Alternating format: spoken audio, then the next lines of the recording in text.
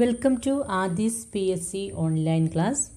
ഇന്ന് ജോഗ്രഫി പാർട്ടിൽ major oceans and their characteristics എന്ന ടോപ്പിക്കാണ് പഠിക്കുന്നത്. ഈ ഒരു ടോപ്പിക്കിൽ സമുദ്രങ്ങളെക്കുറിച്ചുള്ള പൊതുവായ കാര്യങ്ങളും അവയുടെ സവിശേഷതകളുമാണ് ഇന്നത്തെ ക്ലാസ്സിൽ പഠിക്കുന്നത്. ഭൂമിയിലുള്ള ആകെ ജലത്തിൻ്റെ ബഹുഭൂരിഭാഗവും സമുദ്രജലമാണ്.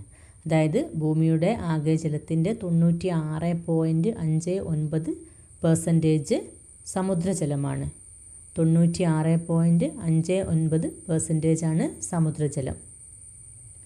ശുദ്ധജലം ഹിമാനികളിലും ഹിമപാളികളിലും ഭൂഗർഭ ജലസ്രോതസ്സുകളിലും തടാകങ്ങളിലും മണ്ണിലും അന്തരീക്ഷത്തിലും അരുവികളിലും ജീവജാലങ്ങളുമായി സ്ഥിതി ചെയ്യുന്നു. ഇത് 3.5% അപ്പം ഭൂമിയിലുള്ള മൊത്തം ജലത്തിൽ 96.59% സമുദ്രത്തിലും 3.5% ശുദ്ധജലവുമാണ്.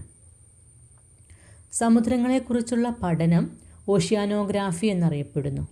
സമുദ്രങ്ങളെക്കുറിച്ചുള്ള പഠനമാണ് ഓഷ്യാനോഗ്രാഫി. കടലിനെക്കുറിച്ചുള്ള പഠനം തലാസോഗ്രാഫി എന്നറിയപ്പെടുന്നു. സമുദ്രങ്ങളെക്കുറിച്ചുള്ള പഠനം ഓഷ്യാനോഗ്രാഫി, കടലിനെക്കുറിച്ചുള്ള പഠനം തലാസോഗ്രാഫി. അന്താരാഷ്ട്ര സമുദ്ര ദിനം ജൂൺ 8. ജൂൺ 8 അന്താരാഷ്ട്ര സമുദ്ര ദിനമായിട്ട് ആചരിക്കുന്നത്. 2024 അന്താരാഷ്ട്ര സമുദ്ര ദിനത്തിൻ്റെ പ്രമേയമായിരുന്നു അവേക്കൺ ന്യൂ ഡെപ്ത് എന്നത്. Awaken new depth. 2025 സമുദ്രദിനത്തിൻ്റെ പ്രമേയമാണ് wonder sustaining what sustaining us. Wonder sustaining what sustaining us എന്നുള്ളതാണ് 2025 സമുദ്ര ദിനത്തിൻ്റെ പ്രമേയം. UN സമുദ്ര വർഷമായി ആചരിച്ചത് 1998. 1998 UN സമുദ്ര വർഷമായിട്ട് ആചരിച്ചത്. സമുദ്രജലത്തിൻ്റെ ശരാശരി ഊഷ്മാവ് 17 ഡിഗ്രി സെൽഷ്യസ് ആണ്. സമുദ്രജലത്തിൻ്റെ ശരാശരി ഊഷ്മാവ് 17 ഡിഗ്രി സെൽഷ്യസ്. സമുദ്രത്തിൻ്റെ ആഴം അളക്കാൻ ഉപയോഗിക്കുന്ന ഉപകരണങ്ങളാണ് echo sounder, fathometer, sonar. Echo sounder, fathometer, sonar എന്നിവ സമുദ്രത്തിൻ്റെ ആഴം അളക്കാൻ ഉപയോഗിക്കുന്ന ഉപകരണങ്ങളാണ്.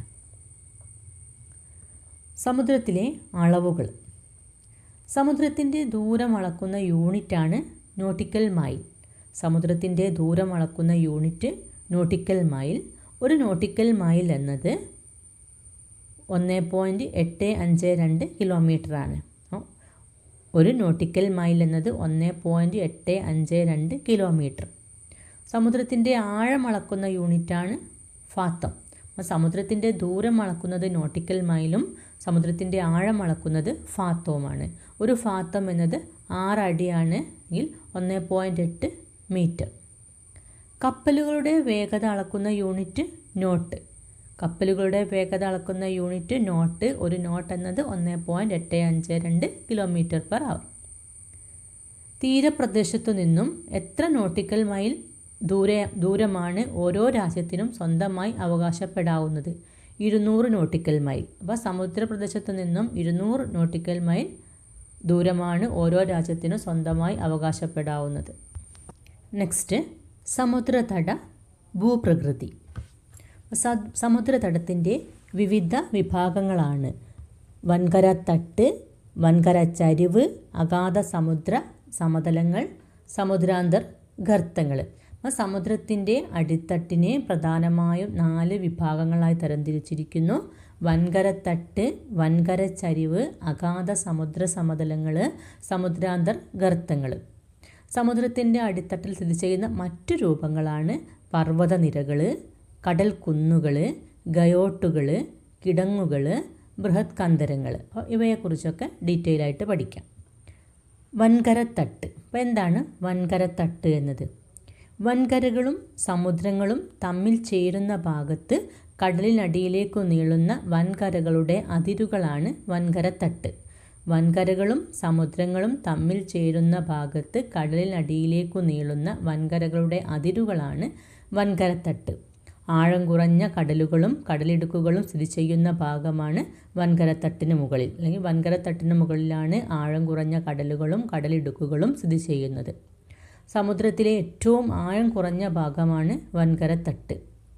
സമുദ്രത്തിലേക്ക് ചെങ്കുത്തായി ചരിഞ്ഞിറങ്ങി അവസാനിക്കുന്ന വൻകരത്തട്ടിൻ്റെ ചരിവ് ശരാശരി 1 ഡിഗ്രിയോ അതിൽ താഴെയോ ആണ് ചെങ്കുത്തായുള്ള ഭാഗം അറിയപ്പെടുന്നത്. ഇത് ഷെൽഫ് ബ്രേക്ക് എന്നറിയപ്പെടുന്നു. അപ്പോൾ സമുദ്രത്തിലേക്ക് ചെങ്കുത്തായി ചരിഞ്ഞിറങ്ങി അവസാനിക്കുന്ന വൻകരത്തട്ടിൻ്റെ ചരിവ് ശരാശരി 1 ഡിഗ്രിയോ അതിൽ താഴെയോ ആണെങ്കിൽ ഈ ഭാഗം ഷെൽഫ് ബ്രേക്ക് എന്ന് അറിയപ്പെടുന്നു. വൻകരത്തട്ടിൻ്റെ വീതി എല്ലാ സമുദ്രങ്ങളിലും ഒരേപോലെയല്ല. അപ്പോൾ ഇതിൻ്റെ ശരാശരി വീതി 80 കിലോമീറ്ററാണ്. അപ്പോൾ വൻകരത്തട്ടിൻ്റെ ശരാശരി വീതി ഏകദേശം 80 കിലോമീറ്റർ. ഈ മേഖലയുടെ പരമാവധി ആഴം 200 മീറ്ററാണ്. ഭൂഖണ്ഡത്തിന് മുകളിലുള്ള സമുദ്രജല ഭാഗത്തെ എപ്പികോണ്ടിനെൻ്റൽ കടൽ എന്നാണ് വിശേഷിപ്പിക്കുന്നത്. അല്ലെങ്കിൽ ഭൂഖണ്ഡത്തട്ട് അല്ലെങ്കിൽ വൻകര തട്ടിന് മുകളിലുള്ള സമുദ്രജല ഭാഗത്തെ എപ്പികോണ്ടിനെൻ്റൽ കടൽ എന്ന് വിശേഷിപ്പിക്കുന്നു. ലോകത്തിലെ ഏറ്റവും വീതിയേറിയ വൻകരത്തട്ടായ സൈബീരിയൻ കടൽത്തട്ട് സ്ഥിതി ചെയ്യുന്നത് ആർട്ടിക് സമുദ്രത്തിലാണ്. ലോകത്തിലെ ഏറ്റവും വീതിയേറിയ വൻകരത്തട്ടാണ് സൈബീരിയൻ വൻകരത്തട്ട്. ഇത് സ്ഥിതി ചെയ്യുന്നത് ആർട്ടിക് സമുദ്രത്തിലാണ്. അടുത്തത് വൻകര ചരിവ്. വൻകരത്തട്ടിനെ അഗാധ സമുദ്രതലങ്ങളുമായി ബന്ധിപ്പിക്കുന്ന ചരിവാണ് വൻകര ചരിവ്. വൻകരത്തട്ടിനെ അഗാധ സമുദ്ര തലങ്ങളുമായി ബന്ധിപ്പിക്കുന്ന ചരിവ് വൻകര ചരിവ്. വൻകരകളുടെ അവസാന ഭാഗത്തെ സൂചിപ്പിക്കുന്നത് വൻകര ചരിവിൻ്റെ അതിരെന്നാണ്. അപ്പോൾ വൻകരകളുടെ അവസാന ഭാഗമാണ് അവസാന ഭാഗം വൻകര ചരിവിൻ്റെ അതിരെന്ന് അറിയപ്പെടുന്നു. ഈ ഭാഗത്ത് കിടങ്ങുകളും താഴ്വരകളും കാണപ്പെടുന്നുണ്ട്. വൻകര ചരിവിൻ്റെ ചരിവ് 2 ഡിഗ്രി മുതൽ 5 ഡിഗ്രി വരെയാണ്. ശരാശരി 4 ഡിഗ്രി മുതൽ ചരിവ് കൂടി വരുന്ന പ്രദേശം അവസാനിപ്പിക്കുന്നത് സമുദ്രാഘാത സമതലത്തിലാണ്. ഭൂഖണ്ഡ ചായ്വിനും സമുദ്രാഘാത സമതലത്തിനുമിടയിൽ അടിഞ്ഞുകൂടുന്ന ഭൂഖണ്ഡജന്യ ശിലാപദാർത്ഥങ്ങളും അവസാദങ്ങളും കൊണ്ട് നിർമ്മിതമായ നിക്ഷേപണ ഭൂരൂപം ഭൂഖണ്ഡ ഉന്നതി എന്നറിയപ്പെടുന്നു. കോണ്ടിനെൻ്റൽ റൈസ്, ഭൂഖണ്ഡ ഉന്നതി. അപ്പോൾ എന്താണ് ഭൂഖണ്ഡ ഉന്നതി? ഭൂഖണ്ഡ അഗാധ സമതലത്തിനുമിടയിൽ അടിഞ്ഞുകൂടുന്ന ഭൂഖണ്ഡജന്യ ശിലാപദാർത്ഥങ്ങളും അവസാദങ്ങളും കൊണ്ട് നിർമ്മിതമായ നിക്ഷേപണ ഭൂരൂപമാണ് ഭൂഖണ്ഡ ഉന്നതി എന്നറിയപ്പെടുന്നത്. ഭൂഖണ്ഡത്തിട്ട്, ഭൂഖണ്ഡച്ചായ്വ്, ഭൂഖണ്ഡ ഉന്നതി എന്നിവയെല്ലാം ചേർന്ന് നിലകൊള്ളുന്ന മൊത്തം പ്രദേശത്തെയും ഉൾക്കൊള്ളിച്ചുകൊണ്ട് പറയുന്ന പദമാണ് ഭൂഖണ്ഡ അതിര്. അപ്പം ഭൂഖണ്ഡ ഉന്നതി, ഭൂഖണ്ഡ അതിര് ഇവ എന്താണെന്ന് ഒന്നുകൂടെ പറയാം. അപ്പോൾ ഭൂഖണ്ഡ ഉന്നതി എന്നത് ഭൂഖണ്ഡ ചായ്വിനും അഗാധ സമതലത്തിനുമിടയിൽ അടിഞ്ഞുകൂടുന്ന ഭൂഖണ്ഡജന്യ ശിലാപദാർത്ഥങ്ങളും അവസാദങ്ങളും കൊണ്ട് നിർമ്മിതമായ നിക്ഷേപണ ഭൂരൂപമാണ് ഭൂഖണ്ഡ ഉന്നതി എന്നറിയപ്പെടുന്നത്. ഭൂഖണ്ഡത്തിട്ട്, ഭൂഖണ്ഡച്ചായ്വ്, ഭൂഖണ്ഡ ഉന്നതി എന്നിവയെല്ലാം ചേർന്ന് നിലകൊള്ളുന്ന മൊത്തം പ്രദേശത്തെയും ഉൾക്കൊള്ളിച്ചുകൊണ്ട് പറയുന്ന പേരാണ് ഭൂഖണ്ഡ അതിര്, കോണ്ടിനെൻ്റൽ മാർജിൻ. നെക്സ്റ്റ്, അഗാധ സമുദ്ര സമതലങ്ങൾ, ഡീപ്പ് സീ പ്ലെയിൻ. സമുദ്ര അടിത്തട്ടിൽ വളരെ നേരിയ ചരിവുള്ള വിശാല സമതലങ്ങളാണ് അഗാധ സമുദ്ര സമതലങ്ങൾ. അഗാധ സമതലങ്ങളിൽ കൂടുതലും കാണുന്നത് അറ്റ്ലാന്റിക് സമുദ്രത്തിലാണ്. അപ്പോൾ ഉത്തര അറ്റ്ലാന്റിക് സമുദ്രത്തിലെ സോം സമതലം ഇത്തരത്തിലുള്ളൊരു സമുദ്ര സമതലമാണ്. സമുദ്രാന്തർ ഗർത്തങ്ങൾ അല്ലെങ്കിൽ സമുദ്രാന്തർ കിടങ്ങുകൾ. സമുദ്രത്തിലെ ഏറ്റവും ആഴമേറിയ ഭാഗങ്ങളാണ് സമുദ്രാന്തർ ഗർത്തങ്ങൾ അല്ലെങ്കിൽ സമുദ്രാന്തർ കിടങ്ങുകൾ എന്ന് അറിയപ്പെടുന്നത്. താരതമ്യേന ചെങ്കുത്തായ ചരിവുകളോട് കൂടിയതും അടിത്തട്ട് പരന്നതുമായ സമുദ്രത്തിനടിയിലെ ഗർത്തങ്ങളാണ് സമുദ്രാന്തർ ഗർത്തങ്ങൾ. ചുറ്റുമുള്ള സമുദ്രതറയിൽ നിന്നും ഇവയ്ക്ക് ഏകദേശം 3 കിലോമീറ്റർ മുതൽ 5 കിലോമീറ്റർ വരെ ആഴമുണ്ടാകും.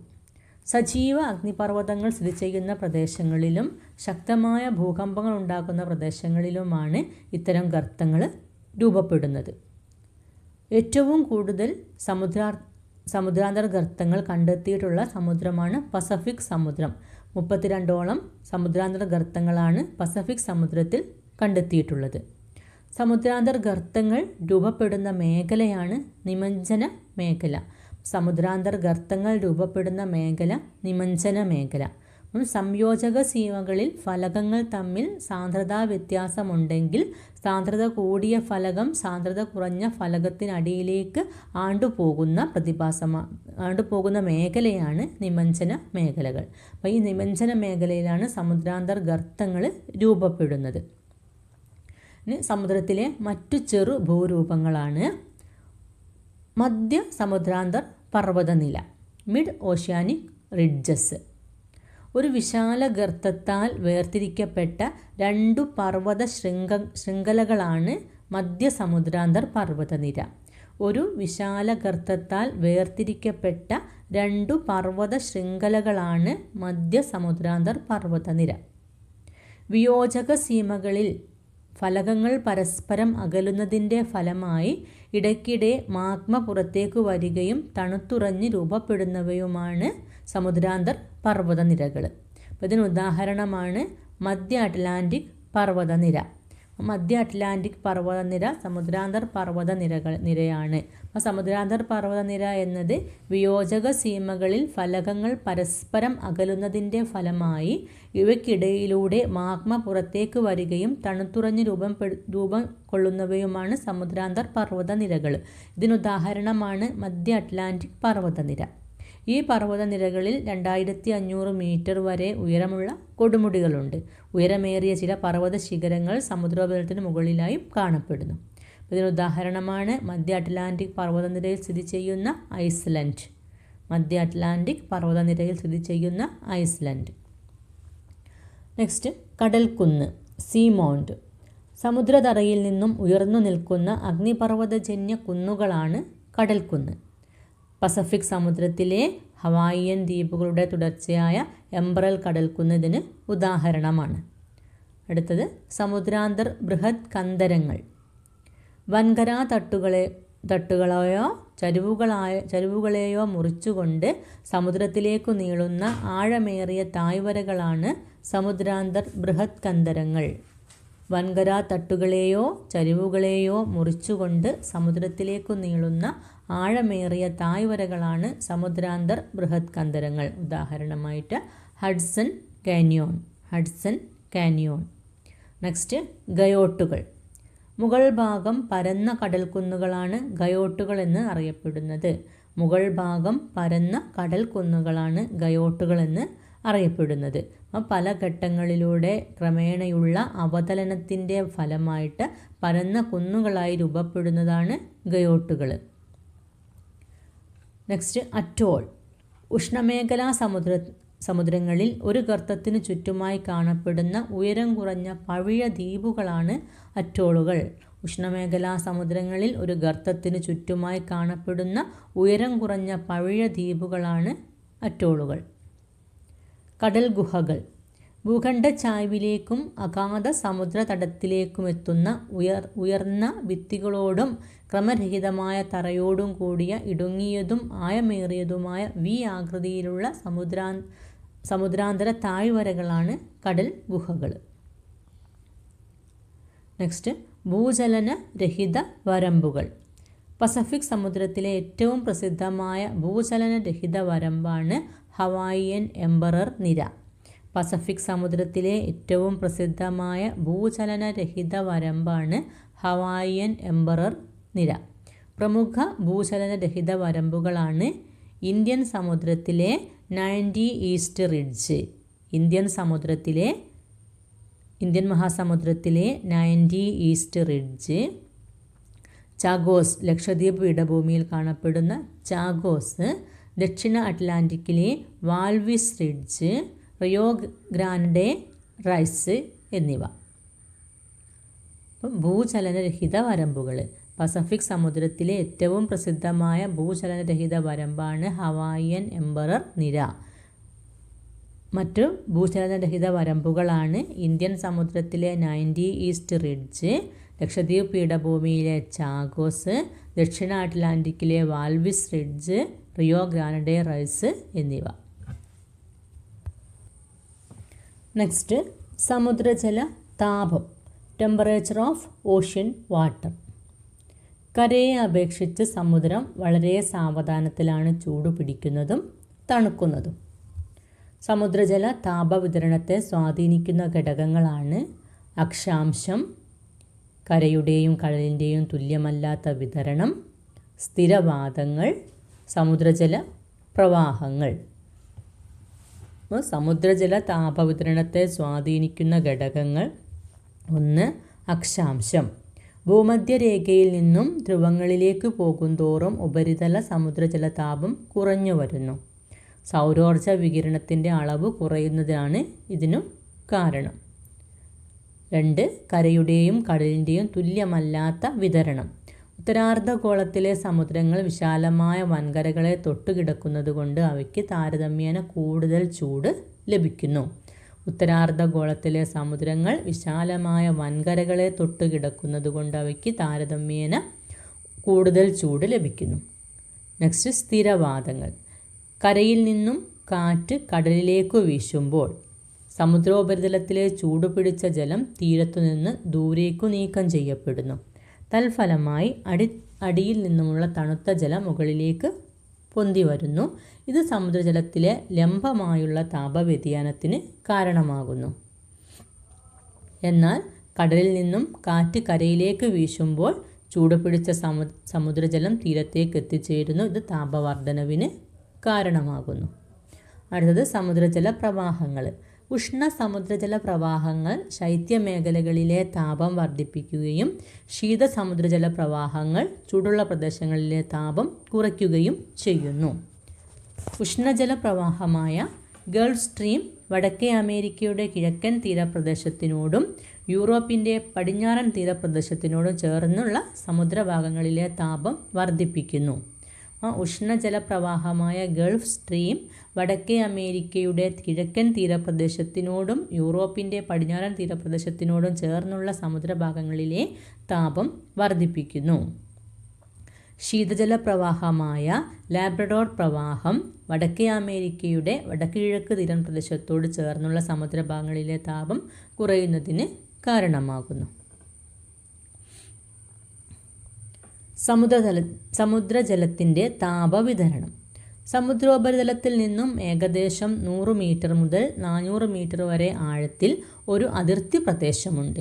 ഈ അതിർത്തി പ്രദേശം മുതൽ സമുദ്രജല താപം ആഴം വർദ്ധിക്കുന്നതനുസരിച്ച് കുത്തനെ ഇടിയുന്നു. സമുദ്രോപരിതലത്തിൽ നിന്നും ഏകദേശം 100 മീറ്റർ മുതൽ 400 മീറ്റർ വരെ ആഴത്തിൽ ഒരു അതിർത്തി പ്രദേശമുണ്ട്. ഈ അതിർത്തി പ്രദേശം മുതൽ സമുദ്രജല താപം ആഴം വർദ്ധിക്കുന്നതിനനുസരിച്ച് കുത്തനെ ഇടിയുന്നു. ഈ അതിർത്തി പ്രദേശം തെർമോക്ലൈൻ എന്നറിയപ്പെടുന്നു. എന്താണ് തെർമോക്ലൈൻ എന്നുള്ളത്? സമുദ്രോപരിതലത്തിൽ നിന്നും ഏകദേശം 100 മീറ്റർ മുതൽ 400 മീറ്റർ വരെ ആഴത്തിൽ ഒരു അതിർത്തി പ്രദേശമുണ്ട്. ഈ അതിർത്തി പ്രദേശം മുതൽ ജലതാപം ആഴം വർദ്ധിക്കുന്നതിനനുസരിച്ച് കുത്തനെ ഇടിയുന്നു. ഈ അതിർത്തി പ്രദേശമാണ് തെർമോക്ലൈൻ എന്ന് അറിയപ്പെടുന്നത്. ഭൂമധ്യരേഖയുടെ ഇരുവശങ്ങളിലും സമോപരിതല ജലത്തിൻ്റെ ശരാശരി ഊഷ്മാവ് 27 ഡിഗ്രി സെൽഷ്യസ് ആണ്. ഉയർന്ന അക്ഷാംശങ്ങളിലേക്ക് പോകുന്തോറും താപം ഒരു അക്ഷാംശത്തിന് 0.5 ഡിഗ്രി സെൽഷ്യസ് എന്ന നിരക്കിൽ കുറയുന്നു.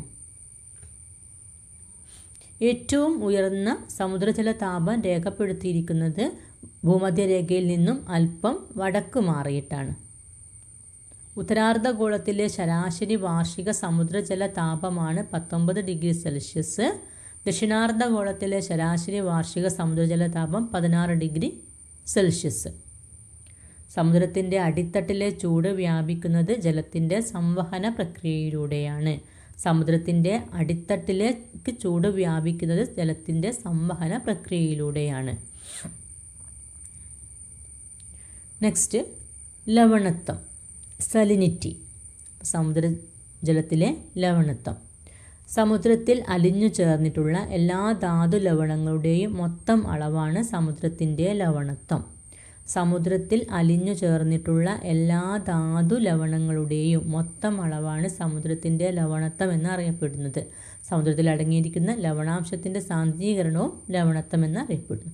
അപ്പോൾ ലവണാംശം രേഖപ്പെടുത്തുന്ന ഏകകമാണ് പാർട്സ് പെർ തൗസൻഡ് അല്ലെങ്കിൽ PPT, പാർട്സ് പെർ തൗസൻഡ്. ലവണാംശം രേഖപ്പെടുത്തുന്ന ഏകകമാണ് പാർട്സ് പെർ തൗസൻഡ്. അതായത് 1000 ഗ്രാം ജലത്തിൽ എത്ര ഗ്രാം ലവണം അടങ്ങിയിരിക്കുന്നു എന്ന കണക്കിലാണ് ലവണത്വം സൂചിപ്പിക്കുന്നത്. 1000 ഗ്രാം ജലത്തിൽ എത്ര ഗ്രാം ജലം അടങ്ങിയിരിക്കുന്നു എന്നതാണ് പാർട്സ് പെർ തൗസൻഡ് സൂചിപ്പിക്കുന്നത്. കടൽ ജലത്തിൻ്റെ ശരാശരി ലവണാംശം 35 പാർട്സ് പെർ തൗസൻഡ് ആണ്. അതായത് 1000 ഗ്രാം ജലത്തിൽ 35 ഗ്രാം ലവണമുണ്ട്. ഉപ്പുരസമുള്ള ജലമായി ജലത്തെ കണക്കാക്കുന്നതിനുള്ള ഏറ്റവും ഉയർന്ന പരിധി 24.7 പാർട്സ് പെർ തൗസൻഡ് ആണ്. ഉപ്പുരസമുള്ള ജലമായി ജലത്തെ കണക്കാക്കുന്നതിനുള്ള ഏറ്റവും ഉയർന്ന പരിധി 24.7 പാർട്സ് പെർ തൗസൻഡ് ലവണത്വമാണ്. സമുദ്രജലത്തിൽ അടങ്ങിയിട്ടുള്ള ലവണങ്ങളാണ് sodium chloride, magnesium chloride, magnesium sulphate, calcium sulphate, potassium sulphate, calcium carbonate എന്നിവ. സമുദ്രജലത്തിൽ ഏറ്റവും കൂടുതൽ അടങ്ങിയിരിക്കുന്ന ലവണമാണ് സോഡിയം ക്ലോറൈഡ്. സമുദ്രജലത്തിൽ രണ്ടാമതായി അടങ്ങിയിരിക്കുന്ന ലവണമാണ് മഗ്നീഷ്യം ക്ലോറൈഡ്. അപ്പോൾ സമുദ്രജലത്തിൽ ഏറ്റവും കൂടുതലുള്ള ലവണം സോഡിയം ക്ലോറൈഡ്, രണ്ടാമതായിട്ട് മഗ്നീഷ്യം ക്ലോറൈഡ്. ലവണതയുടെ പ്രാദേശികമായ വ്യതിയാനത്തിനിടയാക്കുന്ന ഘടകങ്ങൾ: വർഷപാതം, ബാഷ്പീകരണം, നദിയിൽ നിന്നും എത്തുന്ന നീരൊഴുക്ക്, ഹിമാനി രൂപീകരണം. ലവണതയുടെ പ്രാദേശികമായ വ്യതിയാനം. അപ്പോൾ എല്ലാ മേഖലകളിലും അല്ലെങ്കിൽ എല്ലാ സമുദ്രങ്ങളിലും ഒരേപോലെയുള്ള ലവണത്വമല്ല ഉണ്ടായിരിക്കുക. അപ്പോൾ ഇതിനെ സ്വാധീനിക്കുന്ന ഘടകങ്ങളാണ് വർഷപാതം, ബാഷ്പീകരണം, നദിയിൽ നിന്നും എത്തുന്ന നീരൊഴുക്ക്, ഹിമാനികളുടെ രൂപീകരണം എന്നിവ. ലവണത്വം ഏറ്റവും കുറഞ്ഞ സമുദ്രങ്ങളാണ് ആർട്ടിക്, അന്റാർട്ടിക് സമുദ്രങ്ങൾ. ലവണത്വം ഏറ്റവും കുറഞ്ഞ സമുദ്രം ആർട്ടിക്, അന്റാർട്ടിക് സമുദ്രങ്ങൾ. സമുദ്രജലത്തിൻ്റെ ഉപരിതല പാളിയുടെ ലവണത്വം പ്രധാനമായും ആശ്രയിച്ചിരിക്കുന്നത് ബാഷ്പീകരണം, വർഷണം എന്നിവയെയാണ്. കടൽ ജലത്തിലേക്ക് വിവിധ ലവണങ്ങൾ എത്തിച്ചേരുന്നതിന് കാരണമായ പ്രക്രിയകളാണ് കരയിലെ ശിലകളുടെ അപരദനം, അഗ്നിപർവ്വത ഉത്സർജനം, കടൽ തറയിൽ നടക്കുന്ന രാസപ്രവർത്തനങ്ങൾ, അന്തരീക്ഷത്തിൽ നിന്നുള്ള നിക്ഷേപണം. കടൽ ജലത്തിലേക്ക് വിവിധ ലവണങ്ങൾ എത്തിച്ചേരുന്നതിന് കാരണമായ പ്രക്രിയകളാണ് കരയിലെ ശിലകളുടെ അപരദനം, അഗ്നിപർവ്വത ഉത്സർജനം, കടൽ തറയിൽ നടക്കുന്ന രാസപ്രവർത്തനങ്ങൾ, അന്തരീക്ഷത്തിൽ നിന്നുള്ള നിക്ഷേപണം എന്നിവ. സമുദ്രജലത്തിൻ്റെ സാധാരണ ലവണത്വം 30 പാർട്സ് പെർ തൗസൻഡ് മുതൽ 37 പാർട്സ് പെർ തൗസൻഡ് വരെയാണ്. ചെങ്കടലിൻ്റെ ലവണത്വം 41 പാർട്സ് പെർ തൗസൻഡ്. അറ്റ്ലാന്റിക് സമുദ്രത്തിലെ ശരാശരി ലവണത്വം 36 പാർട്സ് പെർ തൗസൻഡ്. ഇന്ത്യൻ സമുദ്രത്തിലെ ശരാശരി ലവണത്വം 35 പാർട്സ് പെർ തൗസൻഡ്. സമുദ്രജലത്തിൻ്റെ സാധാരണ ലവണത്വം 33 parts per thousand two 37 parts per thousand വരെയാണ്. ചെങ്കടലിലെ ലവണത്വം 41 പാർട്സ് പെർ തൗസൻഡ്. അറ്റ്ലാന്റിക് സമുദ്രത്തിലെ ശരാശരി ലവണത്വം 36 പാർട്സ് പെർ തൗസൻഡ്. ഇന്ത്യൻ സമുദ്രത്തിലെ ശരാശരി ലവണത്വം 35 പാർട്സ് പെർ തൗസൻഡ്. സമുദ്രത്തിൻ്റെ ആഴം വർദ്ധിക്കുന്നതിനനുസരിച്ച് ലവണത്വം ക്രമേണ വർദ്ധിക്കുന്നു. ഒരു നിശ്ചിത ആഴം മുതൽ സമുദ്രത്തിലെ ലവണത്വം കുത്തനെ ഉയരുന്നു. ഈ മേഖല അറിയപ്പെടുന്നത് ഹാലോക്ലൈൻ എന്നാണ്. അപ്പം എന്താണ് ഹാലോക്ലൈൻ? സമുദ്രത്തിൻ്റെ ആഴം വർദ്ധിക്കുന്നതനുസരിച്ച് ലവണത്വം വർദ്ധിക്കുന്നു. ഒരു നിശ്ചിത ആഴം മുതൽ സമുദ്രത്തിലെ ലവണത്വം കുത്തനെ ഉയരുന്നു. ഈ മേഖലയാണ് ഹാലോക്ലൈൻ എന്ന് അറിയപ്പെടുന്നത്.